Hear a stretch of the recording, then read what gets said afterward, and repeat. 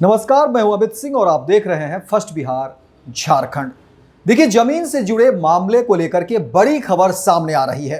देखिए, इन दिनों जिस तरह से बिहार में जमीन से जुड़े मामले सामने आ रहे हैं, उसको लेकर के सरकार भी पूरी तरह से सचेत है और सतर्क भी है। और वही देखिए कि जमीन से जुड़े मामले को लेकर के अब राजस्व एवं भूमि सुधार विभाग की तरफ से जो है अहम बैठक हुई है। और इस बैठक को बड़ी बैठक भी आप कह सकते हैं, और अहम बैठक इस नाते हुई है क्योंकि देखिए जिस तरह से मामले आ रहे हैं और जमीन से जुड़े जो मामले आ रहे हैं, जिस तरह की समस्याएं बताई जा रही है, उस पर कई तरह के अब इस बैठक में जो है सख्त निर्देश भी दिए गए हैं और तमाम तरह की बातें हुई हैं।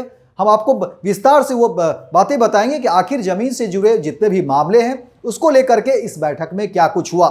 लेकिन ये समझिए कि इस बार जो बैठक हुई है वो उस बैठक को काफी अहम बताया जा रहा है, क्योंकि जमीन से जुड़े जिस तरह के मामले सामने आ रहे थे उसको लेकर के अब सरकार जो है पूरी तरह से सजग है और सरकार की कोशिश है कि ऐसे तमाम मामले का जो है निपटारा सही तरीके से हो।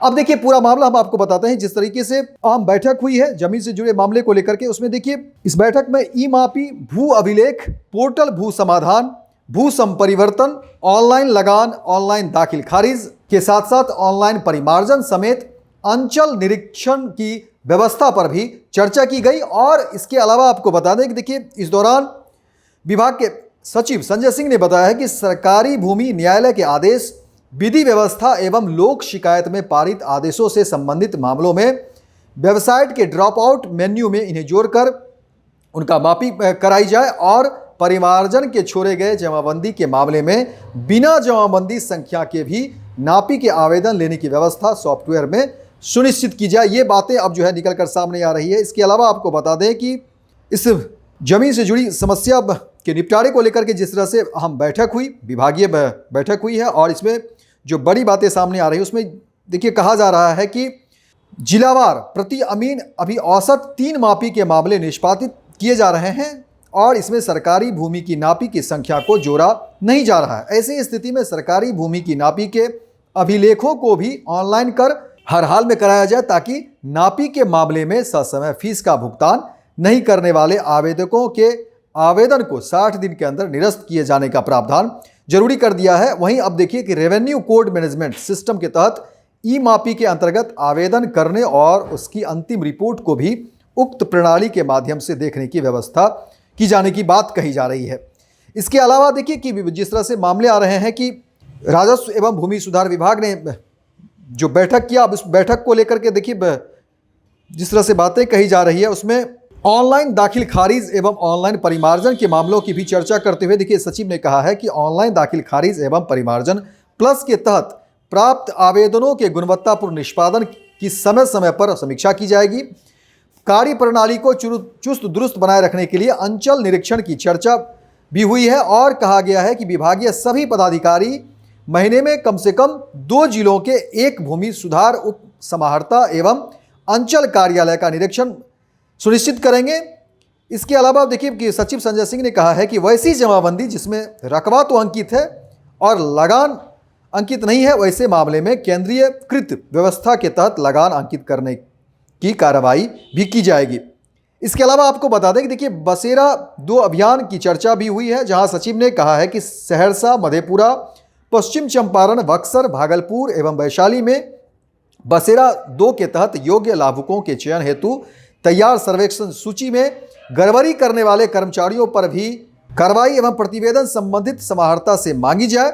साथ ही साथ पर्चा वितरण के प्रस्ताव में किसी प्रकार की त्रुटि पाए जाने पर 7 दिनों के अंदर संबंधित अंचलाधिकारी को भूमि सुधार उप समाहर्ता के कार्यालय में बुलाकर उसका समाधान करने के लिए पत्र प्रेषित किया जाए। इसके अलावा आपको बता दें कि सरकारी भूमि की अनुपलब्धता की स्थिति में मुख्यमंत्री गृह स्थल सहायक योजना के तहत भूमि उपलब्ध कराने के लिए सभी समाहर्ता को पत्र प्रेषित करें। वहीं थाने के निरीक्षण के साथ समय भूमि विवाद के मामलों के गुणवत्ता के साथ निष्पादन की समीक्षा की जाएगी। और इस बैठक में विभागीय के देखिए सभी अधिकारी मुख्य रूप से उपस्थित रहे और इस बैठक को जो है अहम बैठक जो है मानी जा रही है।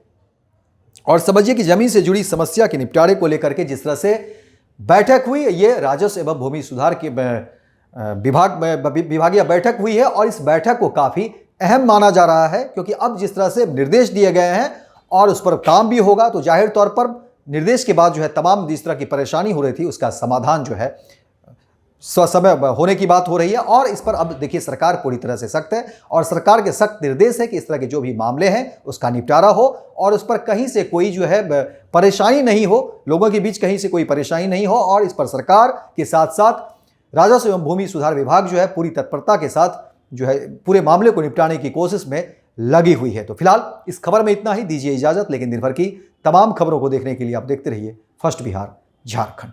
पैनोरमा ग्रुप, जो सोचता है वो करता है। ये लो मुंह मीठा करो, आज मैंने अपना जॉब छोड़ दिया, अब हम पूर्णिया वापस जाएंगे। जॉब छोड़ दिया है? मतलब ये घर कैसे चलेगा, हम करेंगे क्या और माँ बाबूजी क्या बोलेंगे? इसलिए मैं एक और मिठाई का डब्बा लाया, अपने बिजनेस के लिए लोन अप्रूव हो गया। अरे लोन अप्रूव हो गया वो तो ठीक है, लेकिन पूर्णिया में हम रहेंगे कहाँ? अपना घर भी तो नहीं है वहां। इसलिए तो एक और मिठाई का डब्बा अलग से लाया हूं। हमने पूर्णिया में घर ले लिया है, पूर्णिया के ई होम्स पैनोरमा में। पूर्णिया में पैनोरमा ग्रुप लेकर आए हैं ई होम्स पैनोरमा, बड़ा घर, आलीशान जिंदगी और अत्याधुनिक सुविधाओं के संग। अरे अब क्यों मुंह मीठा करवा रही हो? क्योंकि हम घर वापसी जो कर रहे हैं। घर वापसी की खुशी पूर्णिया में ई होम्स पैनोरमा के संग। E homes panorama, luxurious lifestyle redefined. Bharatiya Janata party का सदस्य बनने के लिए 8800002024 पर मिस्ड कॉल करें। निवेदक भारतीय जनता पार्टी बिहार।